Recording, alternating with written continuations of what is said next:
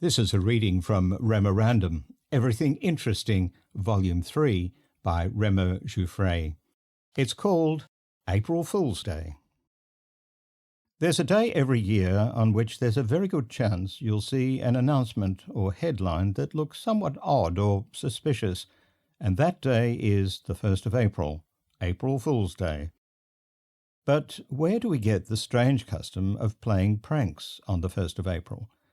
The short answer is that nobody knows for sure, and this ambiguity has in fact long been acknowledged. The 1st of April, some do say, was set apart for All Fool's Day, but why the people call it so, nor I, nor they themselves do know, begins an article in the San Francisco Call from the 1st of April 1900 discussing the history and customs of April Fool's Day. Some have proposed that the modern custom originated in France with the Edict of Roussillon, promulgated in August 1564, in which Charles IX decreed that the new year would no longer begin on Easter, as had been common throughout Christendom, but rather on the 1st of January. Because Easter was a lunar and therefore movable date, those conservatives who clung to the old ways were referred to as the April Fools. There are variations between countries in the celebration of April Fool's Day. In Ireland, it was traditional to entrust the victim with an important letter to be given to someone, and that person would read the letter, then ask the victim to take it to someone else, and so on. The letter, when opened, contained the words, "Send the fool further." In France, the fool person is called Poisson d'Avril, meaning April fish, perhaps in reference to a young fish, and hence to one that is easily caught. On this day it is common for French children to pin paper fish to the backs of unsuspecting friends. The timing of the prank is relevant. In many countries, a person playing a prank after midday on the 1st of April is considered to be the April Fool themselves. Newspapers and other media throughout the world often get into the trickster spirit and participate with false headlines or news stories.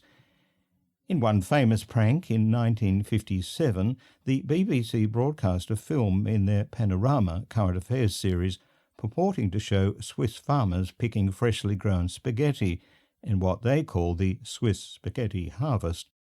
The BBC was soon flooded with requests to purchase a spaghetti plant, forcing them to declare the film a hoax on the news the next day.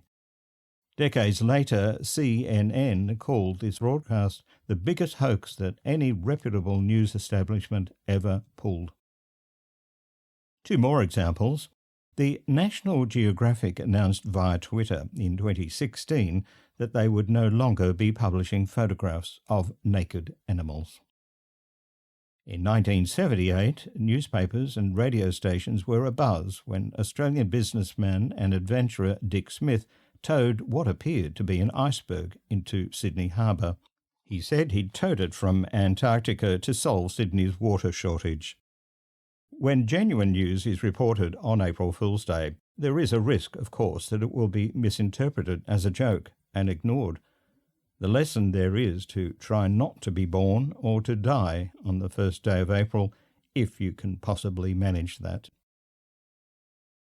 This chapter features in REMORANDOM Everything Interesting Volume 3 by REMO Giuffré.